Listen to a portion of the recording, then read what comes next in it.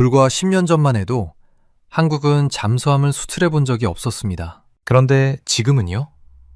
캐나다가 직접 한국에 손을 내밀고 있어요. 그것도 60조 원짜리 역대급 계약을 들고 말이죠. 우리나라 1년 국방 예산보다 많은 돈입니다. 전 세계 방산 강국들이 피 터지게 싸우다가 지금은 딱 두 나라만 남았습니다. 독일, 그리고 대한민국. 상식적으로 생각하면 말이 안 돼요. 캐나다는 나토 회원국이거든요. 같은 동맹국인 독일에서 사는 게 당연하죠. 그런데 지금 전문가들은 한국이 이길 확률을 65에서 70%로 보고 있습니다. 도대체 한국 잠수함에 뭐가 들어있길래 나토 동맹마저 흔들리는 걸까요? 오늘 영상에서는 세 가지를 파헤쳐 보겠습니다. 첫 번째, 캐나다는 왜 이렇게 급하게 잠수함을 사려고 하는지. 두 번째, 한국 잠수함이 독일을 이길 수 있는 진짜 무기는 무엇인지. 세 번째, 이 계약이 성사되면 우리 경제에 어떤 변화가 오는지. 이 영상을 끝까지 보시면 K방산이 어디까지 성장했는지, 그리고 앞으로 어디로 향하는지 한눈에 보이실 겁니다. 그럼 바로 시작하겠습니다. 본격적인 분석에 들어가기 전에 아직 구독 안 하신 분들은 지금 구독 버튼 눌러주시면 감사하겠습니다. 이런 경제 이야기 꾸준히 전해드리고 있습니다. 먼저 캐나다 상황부터 이해해야 합니다. 캐나다가 왜 갑자기 잠수함에 목을 매는 걸까요? 캐나다 하면 뭐가 떠오르세요? 단풍나무, 나이아가라 폭포, 그리고 끝없이 넓은 땅이죠. 그런데 한 가지 더 있어요. 캐나다는 세계에서 가장 긴 해안선을 가진 나라입니다. 무려 24만 킬로미터예요. 지구를 6바퀴 돌 수 있는 길이입니다. 그런데 이 엄청난 바다를 지키는 잠수함이 고작 4척밖에 없어요. 그것도 1990년대에 영국에서 중고로 사온 빅토리아급 잠수함입니다. 이게 얼마나 오래된 거냐면요. 여러분이 지금 타고 다니는 스마트폰이 나오기도 전에 만들어진 잠수함이에요. 윈도우 95가 나오던 시절 물건입니다. 이 잠수함들이 지금 어떤 상태인지 아세요? 자꾸 고장이 나서 바다에 못 나가는 날이 더 많아요. 비유를 하나 들어볼게요. 여러분, 집에 30년 된 중고차가 있다고 생각해 보세요. 시동 걸 때마다 덜덜 떨리고 에어컨은 안 나오고 기름은 새고 정비소에 맡기면 부품이 없어서 한 달씩 기다려야 해요. 그런데 이 차로 매일 서울에서 부산까지 출퇴근해야 한다면요. 캐나다 해군이 지금 딱 그 상황입니다. 여기서 더 무서운 게 있어요. 바로 북극해 상황입니다. 지구온난화로 북극의 얼음이 녹고 있다는 거 다들 아시죠? 그런데 이게 캐나다한테는 안보 비상사태예요. 왜냐하면 얼음이 녹으면서 북극해를 통과하는 뱃길이 열리고 있거든요. 문제는 이 뱃길을 노리는 나라들이 있다는 겁니다. 러시아와 중국이에요. 러시아는 이미 북극해에 핵 잠수함을 배치하고 있고 중국은 스스로를 근북극 국가라고 부르면서 북극 진출을 노골적으로 추진하고 있어요. 캐나다 입장에서는 자기 집 앞마당에 낯선 사람들이 어슬렁거리는 꼴이죠. 그래서 캐나다 정부가 결단을 내렸습니다. 2024년 7월 역사상 최대 규모의 국방 사업을 발표했어요. 바로 캐나다 초계 잠수함 프로젝트, 영어로 CPSP라고 부르는 사업입니다. 내용은 간단해요. 최신형 잠수함 최대 12척을 새로 사겠다. 예산은 60조 원.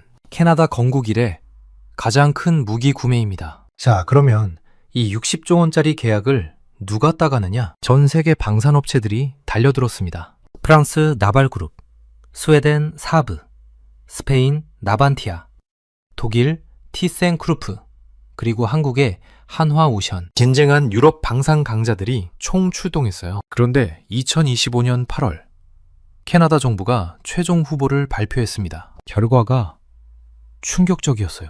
프랑스 탈락, 스웨덴 탈락, 스페인 탈락. 살아남은 건 딱 두 곳. 독일 티센크루프와 한국 한화오션뿐이었습니다. 유럽의 전통 강자들을 다 제치고 한국이 결승전에 올라온 거예요. 이게 왜 대단한 일이냐면요. 잠수함 시장은 원래 독일, 프랑스, 러시아가 3분하고 있었어요. 수십 년 동안 이 세 나라가 전 세계 잠수함을 다 팔았습니다. 한국은 잠수함 수출 경험이 전무했어요. 그런 한국이 1라운드에서 프랑스를 꺾고 결승에 올라온 겁니다. 숫자로 한번 볼까요?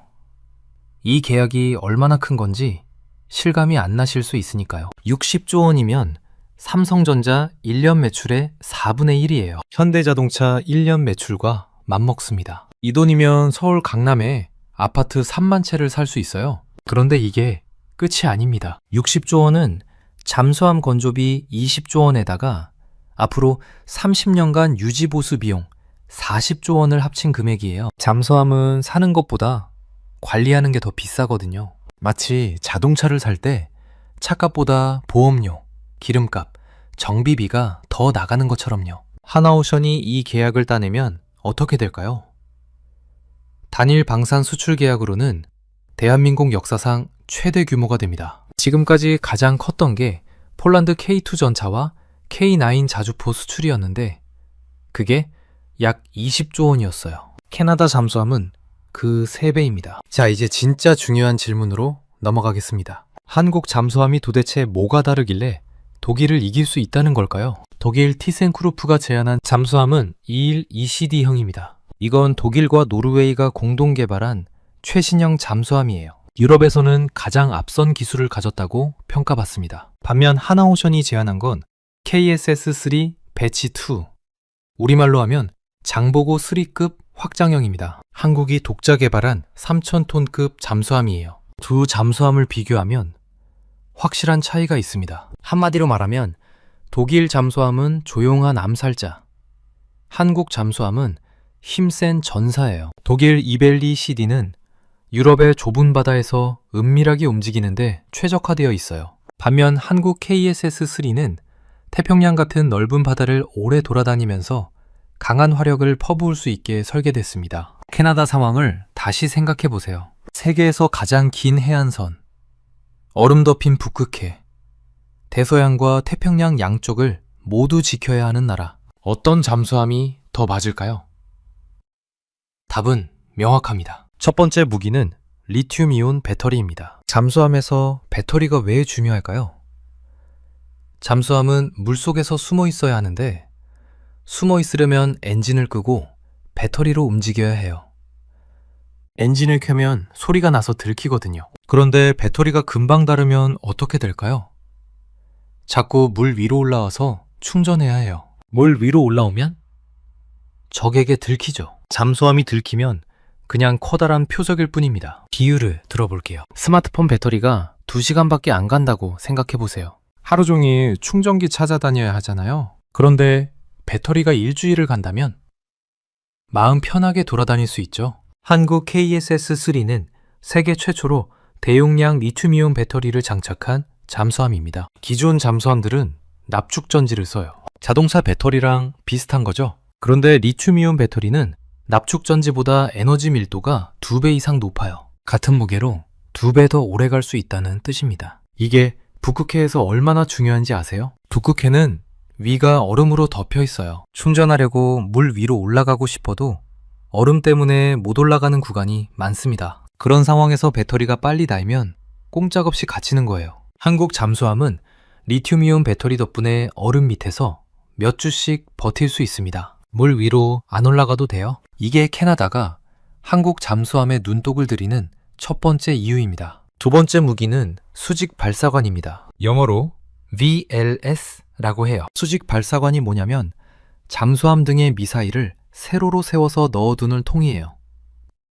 버튼 하나 누르면 미사일이 쏜살같이 튀어나가서 수백 킬로미터밖에 목표물을 타격합니다. 한국 KSS-3에는 이 수직 발사관이 10개 들어있어요. 재래식 잠수함 중에서는 세계 최다입니다. 독일 2일 ECD에는 이게 없어요. 어뢰만 쏠 수 있습니다. 어뢰는 사거리가 짧아서 적에게 가까이 다가가야 해요. 미사일은 멀리서도 때릴 수 있고요. 비유하자면 권총과 저격총의 차이예요. 권총 든 사람은 상대방 코앞까지 가야 하지만 저격총 든 사람은 언덕 위에서 안전하게 쏠 수 있잖아요. 캐나다 입장에서 이게 왜 중요할까요? 캐나다는 미국의 동맹이고 나토 회원국이에요. 만약 전쟁이 나면 러시아나 중국 함대를 상대해야 할 수도 있습니다. 그때 어뢰만 있는 잠수함이랑 미사일까지 있는 잠수함이랑 뭐가 더 든든할까요? 일부 전문가들은 한국 KSS-3를 움직이는 미사일 기지라고 부릅니다. 물속에 숨어서 돌아다니다가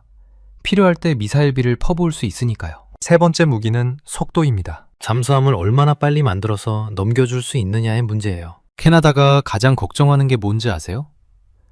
지금 쓰는 빅토리아급 잠수함이 2030년대 중반에 완전히 퇴역해요. 그때까지 새 잠수함이 안 오면 캐나다 해군은 잠수함이 한 척도 없는 상태가 됩니다. 전력 공백이라고 해요. 군대에서 가장 무서운 상황 중 하나입니다. 적은 우리한테 잠수함이 없다는 걸 알고 우리는 손 놓고 당할 수밖에 없는 상태예요. 그래서 캐나다가 못 박은 조건이 있어요. 2035년까지 최소 4척은 반드시 인도에. 이게 마지노선입니다. 여기서 독일이 발목을 잡혔어요. 티센크루프 조선소가 지금 일감이 꽉 차 있거든요. 독일 해군 물량, 노르웨이 물량, 이스라엘 물량까지 밀려 있어서 캐나다 잠수함을 만들 슬롯이 부족해요. 빨라야 2040년대에나 다 넘겨줄 수 있다는 분석이 나옵니다. 반면 하나오션은 뭐라고 했냐면요. 2026년에 계약하면 2035년까지 4척 드리겠습니다. 그 이후로는 매년 한 척씩 찍어서 2042년이면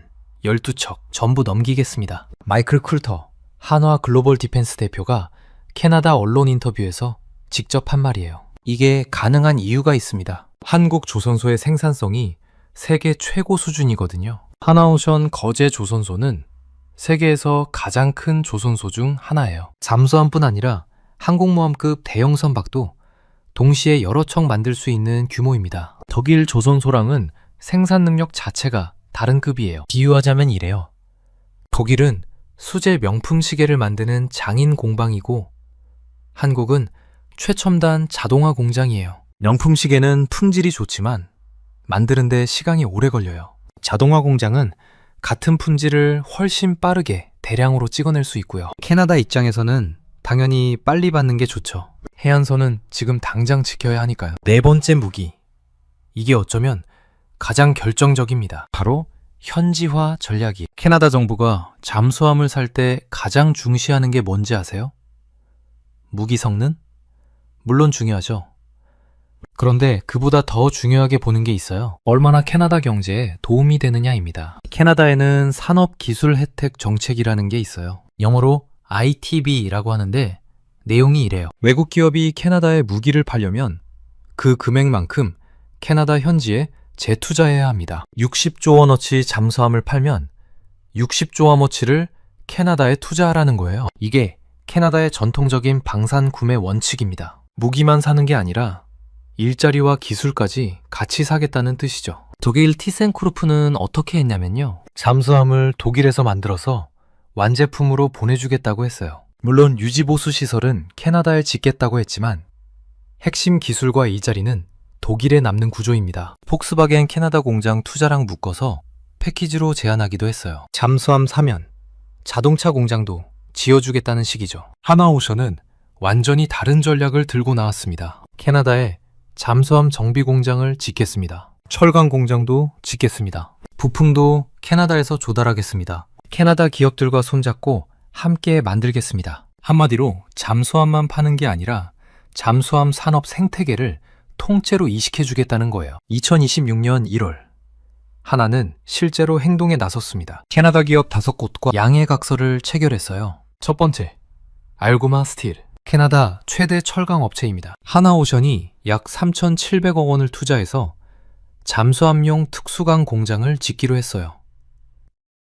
잠수함 선체에 들어가는 철판을 캐나다에서 직접 만드는 겁니다. 두 번째, 텔레셋. 캐나다 위성통신 기업이에요. 잠수함이 북극해 얼음 밑에서도 통신할 수 있는 미성망을 함께 개발합니다. 세 번째, MDA 스페이스. 캐나다 우주기업이에요. 잠수함 감시체계와 인공위성을 연동하는 기술을 공동 개발합니다. 네 번째, 코히얼. 캐나다의 인공지능 유니콘 기업이에요. 잠수함 운용에 AI 기술을 적용하는 프로젝트를 함께 진행합니다. 다섯 번째, PV랩스. 광학센서 전문 기업이에요. 잠수함용 정밀 관측 장비를 캐나다에서 생산합니다. 이게 무슨 뜻인지 아시겠어요? 하나는 잠수함 한 척 파는 게 아니라 철강, 위성, AI, 센서까지 연결된 거대한 산업 네트워크를 캐나다에 심어주겠다는 겁니다. 비유하자면 이래요. 독일은 완성된 자동차를 딜러십에서 파는 거고 한국은 자동차 공장을 통째로 지어주면서 운전도 가르쳐주고 정비소까지 열어주는 거예요. 글로벌 컨설팅 기업 KPMG가 분석한 결과가 있습니다. 한화의 산업협력 방안이 실행되면 2026년부터 2040년까지 캐나다에서 누적 20만 명 이상의 일자리가 창출됩니다. 연평균으로 따지면 매년 1만 5천 개의 고연봉 일자리가 생긴다는 뜻이에요. 온타리오, 노바스코샤, 브리티시 컬럼비아 등 캐나다 전역에 조선과 방산 클러스터가 활성화됩니다. 캐나다 정치인들 입장에서 이게 얼마나 매력적인 제안인지 상상이 되시나요? 잠수함도 사고 일자리도 만들고 첨단 기술도 받고 유권자들한테 이보다 좋은 선물이 없어요. 여기서 한 가지 더 짚고 넘어갈 게 있습니다. 하나오션의 잠수함에는 숨겨진 강점이 또 있어요. 바로 승조원 수입니다. KSS-3는 33명만 있으면 운용할 수 있어요. 3,000톤짜리 대형 잠수함인데 33명으로 충분합니다. 이게 왜 중요하냐면요. 캐나다 해군이 지금 심각한 인력난을 겪고 있거든요. 잠수함 승조원은 아무나 할 수 있는 게 아니에요. 수년간 훈련받아야 하고 좁은 공간에서 몇 주씩 버틸 수 있는 체력과 정신력이 필요합니다. 그런데 캐나다는 요즘 젊은이들이 군대 오려고 안 해요. 특히 잠수함 근무는 기피 대상 1순위입니다. 힘들고 위험하고 가족이랑 떨어져 있어야 하니까요. 한화 잠수함은 고도의 자동화 시스템 덕분에 적은 인원으로도 운용이 가능해요. 인력난에 시달리는 캐나다 해군 입장에서는 큰 장점입니다. 자, 그러면 이 정도면 한국이 무조건 이기는 거 아니냐고 생각하실 수 있어요. 그런데 현실은 그렇게 단순하지 않습니다. 독일도 가만히 있지 않거든요. 한화가 캐나다 기업들과 손잡는 동안 티센크루프도 반격에 나섰습니다. 독일이 내세우는 카드는 크게 세 가지입니다. 첫째, 나토 동맹. 독일과 캐나다는 둘 다 나토 회원국이에요. 같은 동맹끼리 무기 체계를 맞추면 전시에 협력이 쉽습니다. 부품 호환도 되고 정보 공유도 수월하죠. 둘째, 유럽 연대. 독일은 캐나다에 봄바르디에 항공기 구매를 제안하면서 산업협력 패키지를 확대하고 있어요. 잠수함만 사는 게 아니라 비행기도 같이 사라는 거죠. 셋째, 기술적 완성도. 212CD는 이미 독일 해군과 노르웨이 해군이 운용하고 있어요. 검증된 기종이라는 거죠. 한국 KSS-3는 아직 수출 실적이 없습니다. 그리고 한화 입장에서 조심해야 할 위험 요소도 있습니다. 첫 번째는 캐나다화 비용이에요. 캐나다가 자기네 요구사항에 맞춰 잠수함을 수정해달라고 할 가능성이 높거든요. 예를 들어 미국산 토마호크 미사일을 장착할 수 있게 해달라든지 캐나다 통신체계와 연동되게 해달라든지 이런 설계 변경은 시간과 비용이 많이 들어요. 자칫하면 납기가 밀리고 예산이 초과될 수 있습니다. 두 번째는 숙련공 문제예요. 캐나다 현지 조선소에 잠수함을 만들 수 있는 기술자가 부족해요. 한화가 약속한 일정을 맞추려면 한국에서 인력을 대거 투입해야 할 수도 있는데 그러면 캐나다 국내 여론이 좋지 않을 수 있어요. 일자리 20만 개 창출한다면서 정작 한국 사람들이 와서 일하면 말이 안 맞잖아요. 세 번째는 정치 변수입니다. 캐나다는 올해 연방선거가 있어요. 정권이 바뀌면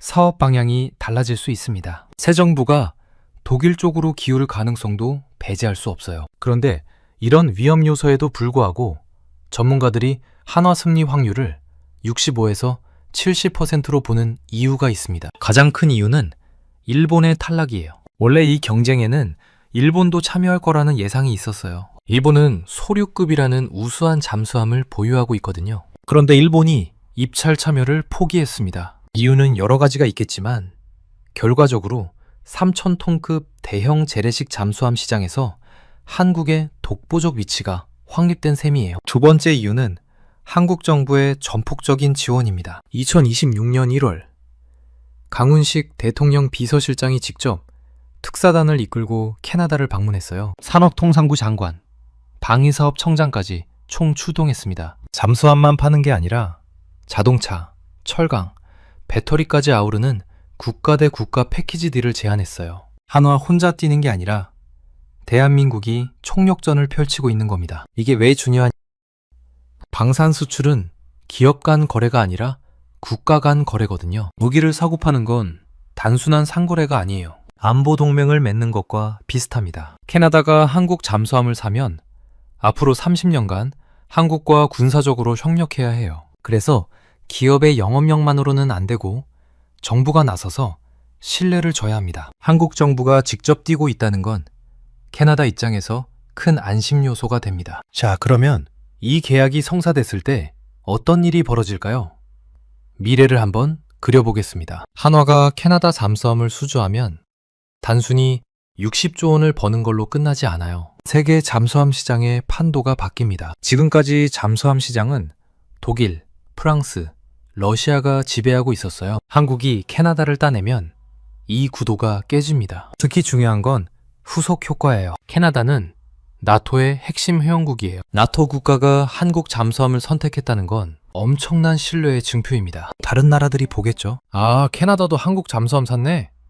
그러면 우리도 괜찮겠다. 실제로 지금 폴란드가 잠수함 도입 사업을 추진하고 있어요. 오르카 프로젝트라고 해서 잠수함 3척을 사려고 합니다. 규모가 8조 원 정도예요. 폴란드도 나토 회원국이에요. 캐나다가 한국을 선택하면 폴란드도 따라올 가능성이 높아집니다. 그 다음은 필리핀, 인도네시아, 사우디아라비아 등 아시아와 중동 시장이 열려요. 한국 잠수함이 글로벌 스탠다드가 되는 겁니다. 그리고 파급 효과는 조선업에만 머물지 않습니다. 한국의 리튬이온 배터리 기술이 잠수함이라는 고부가 가치 플랫폼에 안착하면 삼성 SDI, LG 에너지 솔루션 같은 배터리 기업들한테도 새로운 시장이 열려 전기차 배터리만 만들던 회사들이 군용 배터리 시장에 진출하게 되는 거죠. 이건 기술력을 인정받는 것이기도 하고 매출 다변화이기도 합니다. 또 캐나다의 풍부한 광물 자원과 한국의 배터리 기술이 만나는 자원과 방산 스와프 협력도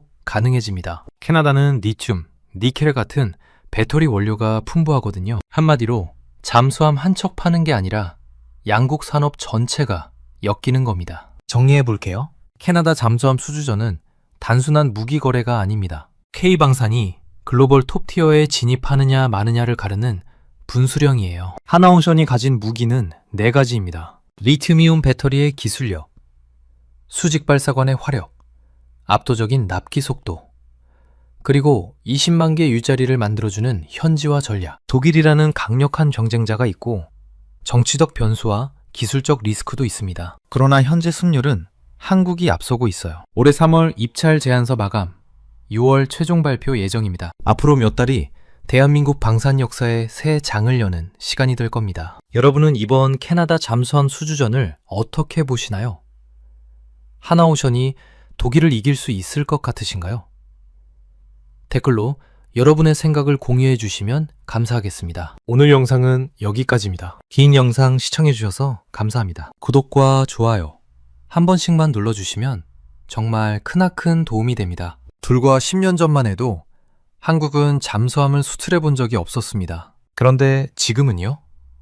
캐나다가 직접 한국에 손을 내미고 있어요. 그것도 60조 원짜리 역대급 계약을 들고 말이죠. 우리나라 1년 국방 예산보다 많은 돈입니다. 전 세계 방산 강국들이 피 터지게 싸우다가 지금은 딱 2나라만 남았습니다. 독일, 그리고 대한민국. 상식적으로 생각하면 말이 안 돼요. 캐나다는 나토 회원국이거든요. 같은 동맹국인 독일에서 사는 게 당연하죠. 그런데 지금 전문가들은 한국이 이길 확률을 65에서 70%로 보고 있습니다. 도대체 한국 잠수함에 뭐가 들어있길래 나토 동맹마저 흔들리는 걸까요? 오늘 영상에서는 3가지를 파헤쳐 보겠습니다. 첫 번째, 캐나다는 왜 이렇게 급하게 잠수함을 사려고 하는지. 두 번째, 한국 잠수함이 독일을 이길 수 있는 진짜 무기는 무엇인지. 세 번째, 이 계약이 성사되면 우리 경제에 어떤 변화가 오는지. 이 영상을 끝까지 보시면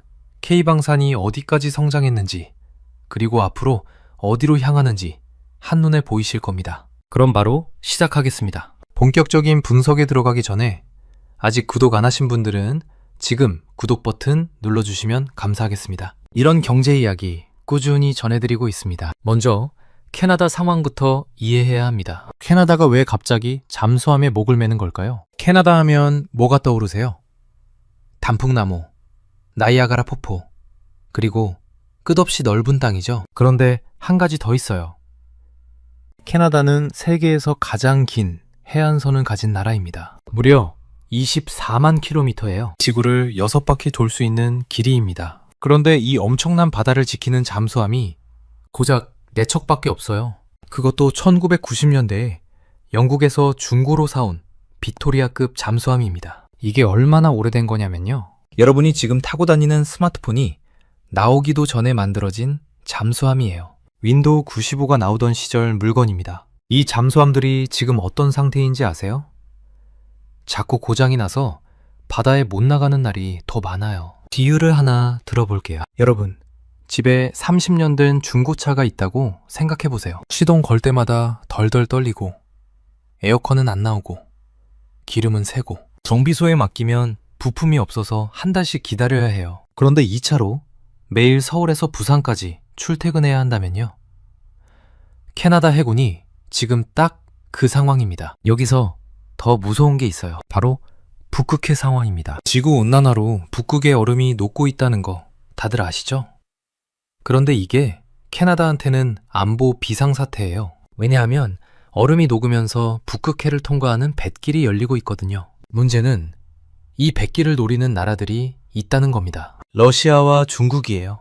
러시아는 이미 북극해에 핵 잠수함을 배치하고 있고 중국은 스스로를 근북극 국가라고 부르면서 북극 진출을 노골적으로 추진하고 있어요. 캐나다 입장에서는 자기 집 앞마당에 낯선 사람들이 어슬렁거리는 꼴이죠. 그래서 캐나다 정부가 결단을 내렸습니다. 2024년 7월 역사상 최대 규모의 국방 사업을 발표했어요. 바로 캐나다 초계 잠수함 프로젝트, 영어로 CPSP라고 부르는 사업입니다. 내용은 간단해요. 최신형 잠수함 최대 12척을 새로 사겠다. 예산은 60조 원. 캐나다 건국 이래 가장 큰 무기 구매입니다. 자, 그러면 이 60조 원짜리 계약을 누가 따가느냐? 전 세계 방산업체들이 달려들었습니다. 프랑스 나발그룹, 스웨덴 사브, 스페인 나반티아, 독일 티센크루프, 그리고 한국의 한화오션. 쟁쟁한 유럽 방산 강자들이 총출동했어요. 그런데 2025년 8월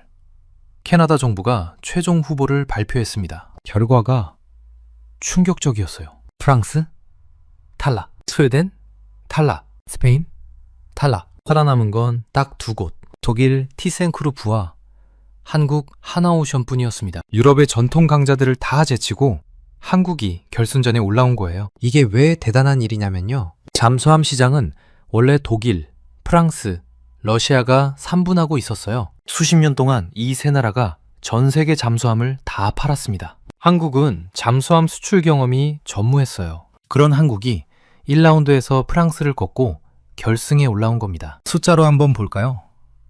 이 계약이 얼마나 큰 건지 실감이 안 나실 수 있으니까요. 60조 원이면 삼성전자 1년 매출의 4분의 1이에요. 현대자동차 1년 매출과 맞먹습니다. 이 돈이면 서울 강남에 아파트 3만 채를 살 수 있어요. 그런데 이게 끝이 아닙니다. 60조 원은 잠수함 건조비 20조 원에다가 앞으로 30년간 유지보수 비용 40조 원을 합친 금액이에요. 잠수함은 사는 것보다 관리하는 게 더 비싸거든요. 마치 자동차를 살 때 차값보다 보험료, 기름값, 정비비가 더 나가는 것처럼요. 하나오션이 이 계약을 따내면 어떻게 될까요?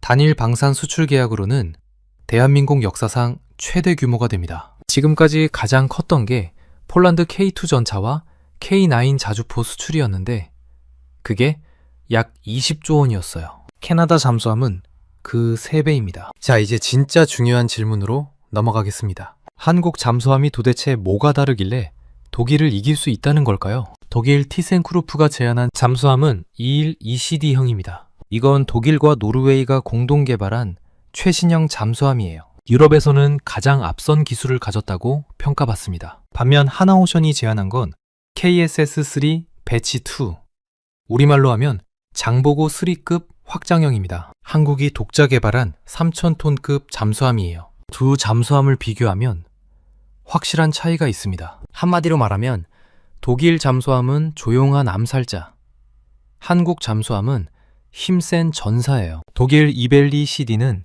유럽의 좁은 바다에서 은밀하게 움직이는데 최적화되어 있어요. 반면 한국 KSS-3는 태평양 같은 넓은 바다를 오래 돌아다니면서 강한 화력을 퍼부을 수 있게 설계됐습니다. 캐나다 상황을 다시 생각해 보세요. 세계에서 가장 긴 해안선, 얼음 덮인 북극해, 대서양과 태평양 양쪽을 모두 지켜야 하는 나라. 어떤 잠수함이 더 맞을까요? 답은 명확합니다. 첫 번째 무기는 리튬이온 배터리입니다. 잠수함에서 배터리가 왜 중요할까요? 잠수함은 물속에서 숨어 있어야 하는데 숨어 있으려면 엔진을 끄고 배터리로 움직여야 해요. 엔진을 켜면 소리가 나서 들키거든요. 그런데 배터리가 금방 닳으면 어떻게 될까요? 자꾸 물 위로 올라와서 충전해야 해요. 물 위로 올라오면 적에게 들키죠. 잠수함이 들키면 그냥 커다란 표적일 뿐입니다. 비유를 들어볼게요. 스마트폰 배터리가 2시간밖에 안 간다고 생각해 보세요. 하루 종일 충전기 찾아다녀야 하잖아요. 그런데 배터리가 일주일을 간다면 마음 편하게 돌아다닐 수 있죠. 한국 KSS-3는 세계 최초로 대용량 리튬이온 배터리를 장착한 잠수함입니다. 기존 잠수함들은 납축전지를 써요. 자동차 배터리랑 비슷한 거죠. 그런데 리튬이온 배터리는 납축전지보다 에너지 밀도가 2배 이상 높아요. 같은 무게로 2배 더 오래 갈 수 있다는 뜻입니다. 이게 북극해에서 얼마나 중요한지 아세요? 북극해는 위가 얼음으로 덮여 있어요. 충전하려고 물 위로 올라가고 싶어도 얼음 때문에 못 올라가는 구간이 많습니다. 그런 상황에서 배터리가 빨리 닳으면 꼼짝없이 갇히는 거예요. 한국 잠수함은 리튬이온 배터리 덕분에 얼음 밑에서 몇 주씩 버틸 수 있습니다. 물 위로 안 올라가도 돼요. 이게 캐나다가 한국 잠수함에 눈독을 들이는 첫 번째 이유입니다. 두 번째 무기는 수직 발사관입니다. 영어로 VLS라고 해요. 수직 발사관이 뭐냐면 잠수함 등의 미사일을 세로로 세워서 넣어두는 통이에요. 버튼 하나 누르면 미사일이 쏜살같이 튀어나가서 수백 킬로미터밖에 목표물을 타격합니다. 한국 KSS-3에는 이 수직 발사관이 10개 들어있어요. 재래식 잠수함 중에서는 세계 최다입니다. 독일 21ECD에는 이게 없어요. 어뢰만 쏠 수 있습니다. 어뢰는 사거리가 짧아서 적에게 가까이 다가가야 해요. 미사일은 멀리서도 때릴 수 있고요. 비유하자면 권총과 저격총의 차이예요. 권총 든 사람은 상대방 코앞까지 가야 하지만 저격총 든 사람은 언덕 위에서 안전하게 쏠 수 있잖아요. 캐나다 입장에서 이게 왜 중요할까요? 캐나다는 미국의 동맹이고 나토 회원국이에요. 만약 전쟁이 나면 러시아나 중국 함대를 상대해야 할 수도 있습니다. 그때 어뢰만 있는 잠수함이랑 미사일까지 있는 잠수함이랑 뭐가 더 든든할까요? 일부 전문가들은 한국 KSS-3를 움직이는 미사일 기지라고 부릅니다. 물속에 숨어서 돌아다니다가 필요할 때 미사일비를 퍼부을 수 있으니까요. 세 번째 무기는 속도입니다. 잠수함을 얼마나 빨리 만들어서 넘겨줄 수 있느냐의 문제예요. 캐나다가 가장 걱정하는 게 뭔지 아세요?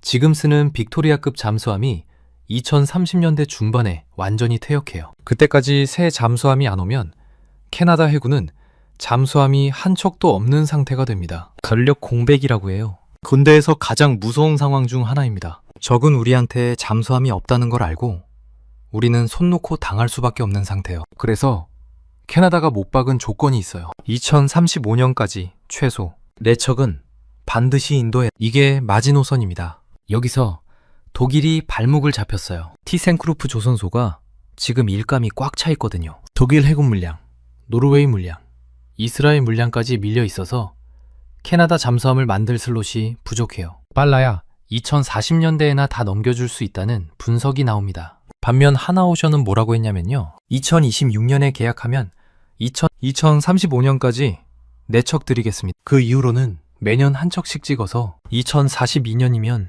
12척 전부 넘기겠습니다. 마이클 쿨터 한화 글로벌 디펜스 대표가 캐나다 언론 인터뷰에서 직접 한 말이에요. 이게 가능한 이유가 있습니다. 한국 조선소의 생산성이 세계 최고 수준이거든요. 하나오션 거제 조선소는 세계에서 가장 큰 조선소 중 하나예요. 잠수함뿐 아니라 항공모함급 대형 선박도 동시에 여러 척 만들 수 있는 규모입니다. 독일 조선소랑은 생산 능력 자체가 다른 급이에요. 비유하자면 이래요. 독일은 수제 명품 시계를 만드는 장인 공방이고 한국은 최첨단 자동화 공장이에요. 명품 시계는 품질이 좋지만 만드는데 시간이 오래 걸려요. 자동화 공장은 같은 품질을 훨씬 빠르게 대량으로 찍어낼 수 있고요. 캐나다 입장에서는 당연히 빨리 받는 게 좋죠. 해안선은 지금 당장 지켜야 하니까요. 네 번째 무기. 이게 어쩌면 가장 결정적입니다. 바로 현지화 전략이. 캐나다 정부가 잠수함을 살 때 가장 중시하는 게 뭔지 아세요? 무기 성능? 물론 중요하죠. 그런데 그보다 더 중요하게 보는 게 있어요. 얼마나 캐나다 경제에 도움이 되느냐입니다. 캐나다에는 산업기술 혜택 정책이라는 게 있어요. 영어로 ITB라고 하는데 내용이 이래요. 외국 기업이 캐나다에 무기를 팔려면 그 금액만큼 캐나다 현지에 재투자해야 합니다. 60조 원어치 잠수함을 팔면 60조 원어치를 캐나다에 투자하라는 거예요. 이게 캐나다의 전통적인 방산 구매 원칙입니다. 무기만 사는 게 아니라 일자리와 기술까지 같이 사겠다는 뜻이죠. 독일 티센크루프는 어떻게 했냐면요. 잠수함을 독일에서 만들어서 완제품으로 보내주겠다고 했어요. 물론 유지보수 시설은 캐나다에 짓겠다고 했지만 핵심 기술과 일자리는 독일에 남는 구조입니다. 폭스바겐 캐나다 공장 투자랑 묶어서 패키지로 제안하기도 했어요. 잠수함 사면 자동차 공장도 지어주겠다는 식이죠. 하나오션은 완전히 다른 전략을 들고 나왔습니다. 캐나다에 잠수함 정비 공장을 짓겠습니다. 철강 공장도 짓겠습니다. 부품도 캐나다에서 조달하겠습니다. 캐나다 기업들과 손잡고 함께 만들겠습니다. 한마디로 잠수함만 파는 게 아니라 잠수함 산업 생태계를 통째로 이식해주겠다는 거예요. 2026년 1월 하나는 실제로 행동에 나섰습니다. 캐나다 기업 5곳과 양해각서를 체결했어요. 첫 번째, 알고마 스틸. 캐나다 최대 철강 업체입니다. 하나오션이 약 3,700억 원을 투자해서 잠수함용 특수강 공장을 짓기로 했어요. 잠수함 선체에 들어가는 철판을 캐나다에서 직접 만드는 겁니다. 두 번째, 텔레셋. 캐나다 위성통신 기업이에요. 잠수함이 북극해 얼음 밑에서도 통신할 수 있는 미성망을 함께 개발합니다. 세 번째, MDA 스페이스. 캐나다 우주 기업이에요. 잠수함 감시 체계와 인공위성을 연동하는 기술을 공동 개발합니다. 네 번째, 코히얼. 캐나다의 인공지능 유니콘 기업이에요. 잠수함 운용에 AI 기술을 적용하는 프로젝트를 함께 진행합니다. 다섯 번째, PV랩스. 광학 센서 전문 기업이에요. 잠수함용 정밀 관측 장비를 캐나다에서 생산합니다. 이게 무슨 뜻인지 아시겠어요? 하나는 잠수함 한 척 파는 게 아니라 철강, 위성, AI, 센서까지 연결된 거대한 산업 네트워크를 캐나다에 심어주겠다는 겁니다. 비유하자면 이래요.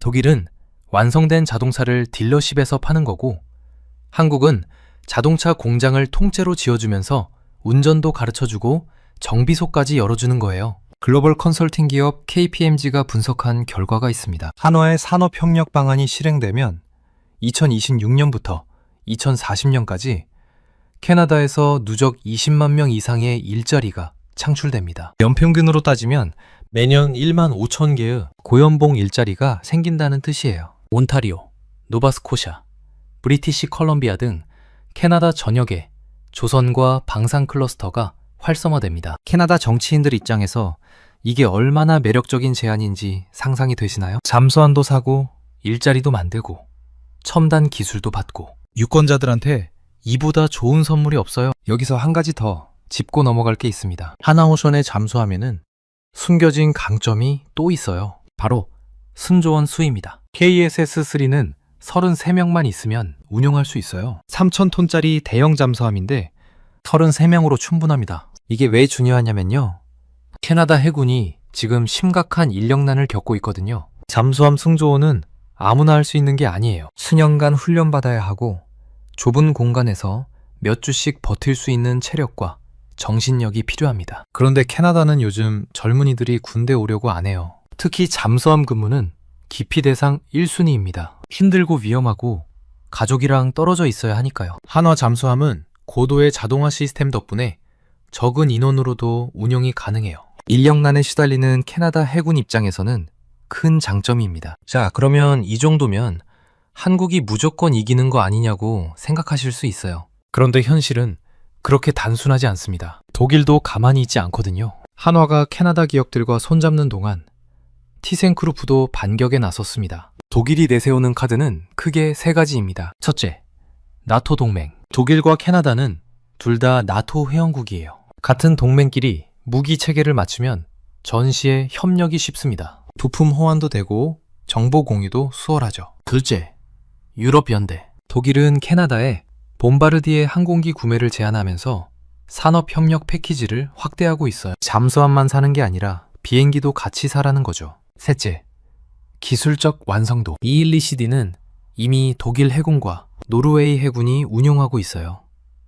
검증된 기종이라는 거죠. 한국 KSS-3는 아직 수출 실적이 없습니다. 그리고 하나 입장에서 조심해야 할 위험 요소도 있습니다. 첫 번째는 캐나다화 비용이에요. 캐나다가 자기네 요구사항에 맞춰 잠수함을 수정해달라고 할 가능성이 높거든요. 예를 들어 미국산 토마호크 미사일을 장착할 수 있게 해달라든지 캐나다 통신체계와 연동되게 해달라든지 이런 설계 변경은 시간과 비용이 많이 들어요. 자칫하면 납기가 밀리고 예산이 초과될 수 있습니다. 두 번째는 숙련공 문제예요. 캐나다 현지 조선소에 잠수함을 만들 수 있는 기술자가 부족해요. 한화가 약속한 일정을 맞추려면 한국에서 인력을 대거 투입해야 할 수도 있는데 그러면 캐나다 국내 여론이 좋지 않을 수 있어요. 일자리 20만 개 창출한다면서 정작 한국 사람들이 와서 일하면 말이 안 맞잖아요. 세 번째는 정치 변수입니다. 캐나다는 올해 연방선거가 있어요. 정권이 바뀌면 사업 방향이 달라질 수 있습니다. 새 정부가 독일 쪽으로 기울을 가능성도 배제할 수 없어요. 그런데 이런 위험 요소에도 불구하고 전문가들이 한화 승리 확률을 65에서 70%로 보는 이유가 있습니다. 가장 큰 이유는 일본의 탈락이에요. 원래 이 경쟁에는 일본도 참여할 거라는 예상이 있었어요. 일본은 소류급이라는 우수한 잠수함을 보유하고 있거든요. 그런데 일본이 입찰 참여를 포기했습니다. 이유는 여러 가지가 있겠지만 결과적으로 3,000톤급 대형 재래식 잠수함 시장에서 한국의 독보적 위치가 확립된 셈이에요. 두 번째 이유는 한국 정부의 전폭적인 지원입니다. 2026년 1월 강훈식 대통령 비서실장이 직접 특사단을 이끌고 캐나다를 방문했어요. 산업통상부 장관, 방위사업청장까지 총 출동했습니다. 잠수함만 파는 게 아니라 자동차, 철강, 배터리까지 아우르는 국가 대 국가 패키지 딜을 제안했어요. 한화 혼자 뛰는 게 아니라 대한민국이 총력전을 펼치고 있는 겁니다. 이게 왜 중요하냐? 방산 수출은 기업 간 거래가 아니라 국가 간 거래거든요. 무기를 사고 파는 건 단순한 상거래가 아니에요. 안보 동맹을 맺는 것과 비슷합니다. 캐나다가 한국 잠수함을 사면 앞으로 30년간 한국과 군사적으로 협력해야 해요. 그래서 기업의 영업력만으로는 안 되고 정부가 나서서 신뢰를 줘야 합니다. 한국 정부가 직접 뛰고 있다는 건 캐나다 입장에서 큰 안심 요소가 됩니다. 자, 그러면 이 계약이 성사됐을 때 어떤 일이 벌어질까요? 미래를 한번 그려보겠습니다. 한화가 캐나다 잠수함을 수주하면 단순히 60조 원을 버는 걸로 끝나지 않아요. 세계 잠수함 시장의 판도가 바뀝니다. 지금까지 잠수함 시장은 독일, 프랑스, 러시아가 지배하고 있었어요. 한국이 캐나다를 따내면 이 구도가 깨집니다. 특히 중요한 건 후속 효과예요. 캐나다는 나토의 핵심 회원국이에요. 나토 국가가 한국 잠수함을 선택했다는 건 엄청난 신뢰의 증표입니다. 다른 나라들이 보겠죠. 아, 캐나다도 한국 잠수함 샀네? 그러면 우리도 괜찮겠다. 실제로 지금 폴란드가 잠수함 도입 사업을 추진하고 있어요. 오르카 프로젝트라고 해서 잠수함 3척을 사려고 합니다. 규모가 8조 원 정도예요. 폴란드도 나토 회원국이에요. 캐나다가 한국을 선택하면 폴란드도 따라올 가능성이 높아집니다. 그 다음은 필리핀, 인도네시아, 사우디아라비아 등 아시아와 중동 시장이 열려요. 한국 잠수함이 글로벌 스탠다드가 되는 겁니다. 그리고 파급 효과는 조선업에만 머물지 않습니다. 한국의 리튬이온 배터리 기술이 잠수함이라는 고부가 가치 플랫폼에 안착하면 삼성 SDI, LG 에너지 솔루션 같은 배터리 기업들한테도 새로운 시장이 열려 전기차 배터리만 만들던 회사들이 군용 배터리 시장에 진출하게 되는 거죠. 이건 기술력을 인정받는 것이기도 하고 매출 다변화이기도 합니다. 또 캐나다의 풍부한 광물 자원과 한국의 배터리 기술이 만나는 자원과 방산 스와프 협력도 가능해집니다. 캐나다는 리튬, 니켈 같은 배터리 원료가 풍부하거든요. 한마디로 잠수함 한 척 파는 게 아니라 양국 산업 전체가 엮이는 겁니다. 정리해 볼게요. 캐나다 잠수함 수주전은 단순한 무기 거래가 아닙니다. K방산이 글로벌 톱티어에 진입하느냐 마느냐를 가르는 분수령이에요. 하나오션이 가진 무기는 4가지입니다. 리튬이온 배터리의 기술력, 수직 발사관의 화력, 압도적인 납기 속도, 그리고 20만 개 일자리를 만들어주는 현지화 전략. 독일이라는 강력한 경쟁자가 있고 정치적 변수와 기술적 리스크도 있습니다. 그러나 현재 승률은 한국이 앞서고 있어요. 올해 3월 입찰 제안서 마감, 6월 최종 발표 예정입니다. 앞으로 몇 달이 대한민국 방산 역사의 새 장을 여는 시간이 될 겁니다. 여러분은 이번 캐나다 잠수함 수주전을 어떻게 보시나요? 하나오션이 독일을 이길 수 있을 것 같으신가요? 댓글로 여러분의 생각을 공유해 주시면 감사하겠습니다. 오늘 영상은 여기까지입니다. 긴 영상 시청해 주셔서 감사합니다. 구독과 좋아요 한 번씩만 눌러주시면 정말 크나큰 도움이 됩니다.